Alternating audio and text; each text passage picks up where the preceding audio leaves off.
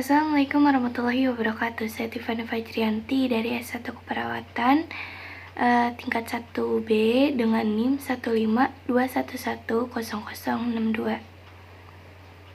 Di sini kita akan membahas tentang pemeriksaan fisik pada pasien dewasa.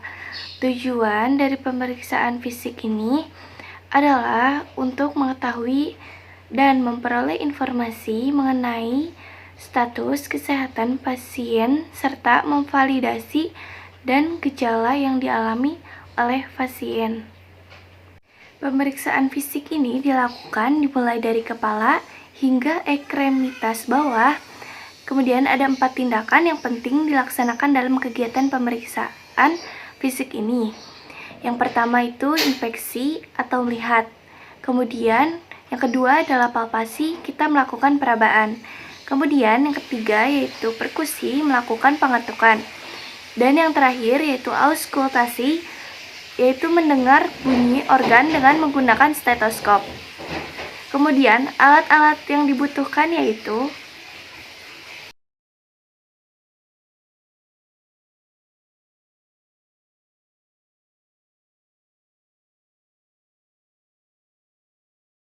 yang pertama kali dilakukan pada pemeriksaan fisik ini adalah untuk melihat keadaan umum pasien, apakah pasien tampak sehat, lemah, atau tidak dapat berjalan, serta kita melihat atau mengetahui tingkat kesadaran pasien dengan menggunakan GCS, di mana ada 3 respon yang perlu dilakukan pemeriksaan. Yang pertama adalah dari respon membuka mata, respon motorik, dan verbal.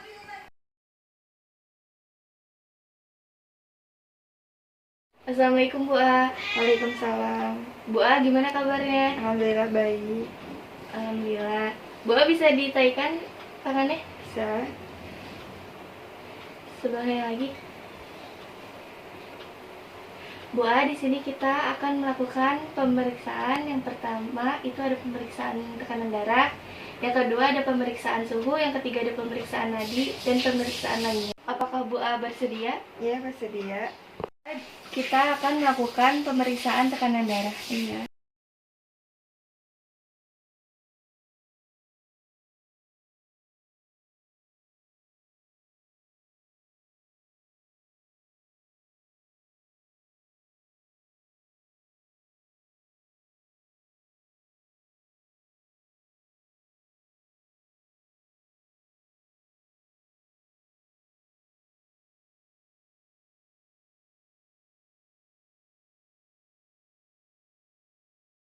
Tekanan darah Ibu normal 120/80 ya Bu.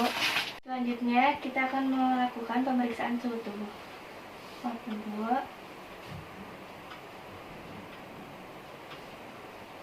Oke, baik. Suhu tubuh Ibu normal ya Bu, 37 derajat. Kemudian pemeriksaan nadi ya Bu. Nadi Ibu normal ya Bu. Kemudian pernapasan. Pernapasan Ibu normal ya Bu, 20 kali per menit. Kemudian pemeriksaan tinggi badan dan berat badan. Pengukuran antropometri seperti tinggi badan dan berat badan ini bertujuan untuk menilai status gizi seseorang. Selain itu, dapat juga kita mengukur indeks massa tubuh atau IMT-nya. Dan sebaiknya untuk mengukur berat badan dilakukan pada saat perut dalam keadaan kosong atau sebelum makan. Dan pemeriksaan kepala dimulai dari warna rambutnya, misteri rambutnya, dan bentuk kepala. Ukuran kepala yang normal itu disebut normosefali, ukuran kepala yang besar yang berisi cairan disebut hidrosefali, kemudian ukuran kepala yang kecil disebut dengan mikrosefali. Dan kita lakukan palpasi, apakah ada benjolan atau massa. Jika ada yang sakit bilang ya Bu. Kemudian pemeriksaan mata, disinfeksi kesimetrisan mata bagian kiri dengan bagian kanan.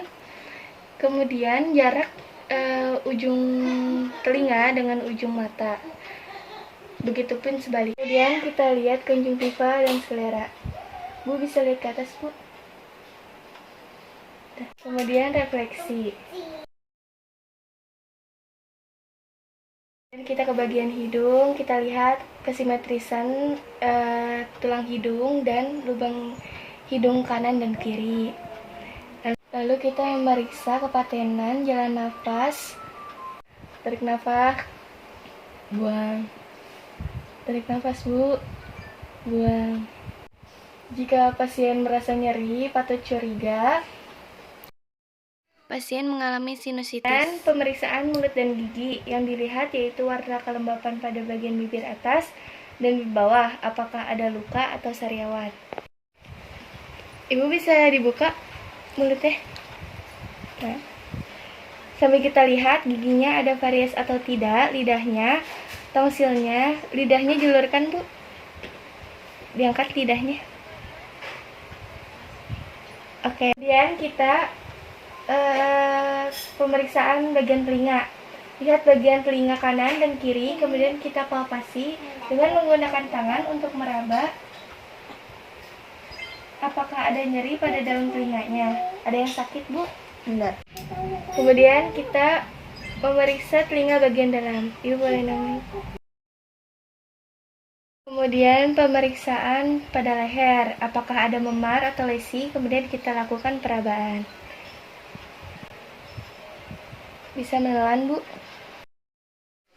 Pemeriksaan pada leher ini bertujuan untuk mengetahui apakah ada pembengkakan pada kelenjar tiroid atau kelenjar getah bening, serta juga kita bisa melihat ada atau tidaknya peningkatan tekanan pada vena jugularis. Kemudian kita ke pemeriksaan bagian tangan. Bisa diluruskan tangannya, Bu.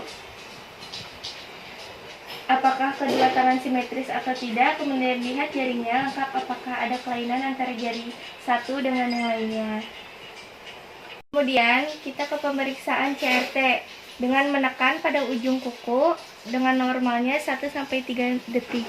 Kemudian pemeriksaan dada. Yang pertama dilihat kita infeksi bagaimana penggerakan nafas dari dada pasien, apakah menggunakan otot bantu pernapasan, kemudian dilihat distribusi warna kulit pada dada. Dan kita lakukan palpasi. Boleh tarik nafasnya, Bu. Buang. Tarik nafasnya. Buang. Boleh bilang 777? 777. Pagi, Bu. 777. Pada palpasi, kita bisa melakukan periksa vokal premitus atau taktil premitus dengan meminta pasien mengucapkan 777 atau 99, yang berapa kali pada bagian depan dan bagian belakang. Kemudian perkusi dada. Perkusi dilakukan pada bagian dada, di bagian depan dan di belakang pada dada kanan dan dada kiri. Dan tidak lupa untuk meminta pasien sambil tarik nafas dan buang nafas. Untuk auskultasi ini dilakukan pada bagian dada, pada bagian kanan, dan bagian kiri paru-paru pasien. Auskultasi ini dilakukan dengan cara yang sama pada bagian punggung pasien.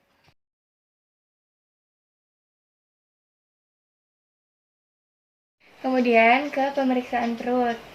Kita infeksi bagian perut pasien, kemudian lihat bagaimana warna kulitnya, apakah ada lesi atau tidak, dilihat umbilikusnya, lalu kita lakukan palpasi ringan. Kemudian palpasi dalam.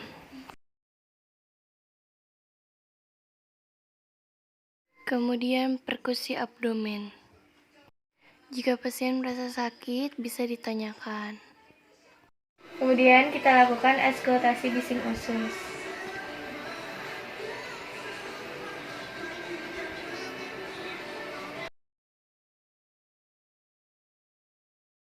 Dilihat untuk mengetahui bagaimana kebersihan pada daerah genitalia, ukurannya, kemudian abnormalitas pada saluran perkemihannya, kemampuan BAK dan BAB, apakah pasien mengeluhkan nyeri, atau adanya penggunaan alat bantu berkemih seperti kateter atau penggunaan alat kontrasepsi dan sebagainya. Kemudian pemeriksaan bagian kaki. Kita infeksi bagian kaki, kesimetrisan kaki kiri dengan kanan, kemudian dilihat jari-jarinya, kemudian kukunya dibandingkan dengan kuku sebelahnya. Kemudian lihat puting odem, caranya dengan menekan kemudian lepas. Kemudian pemeriksaan CRT pada kaki. Dan pemeriksaan refleksi patella. Sekian dari saya, mohon maaf apabila ada kesalahan. Wassalamualaikum warahmatullahi wabarakatuh.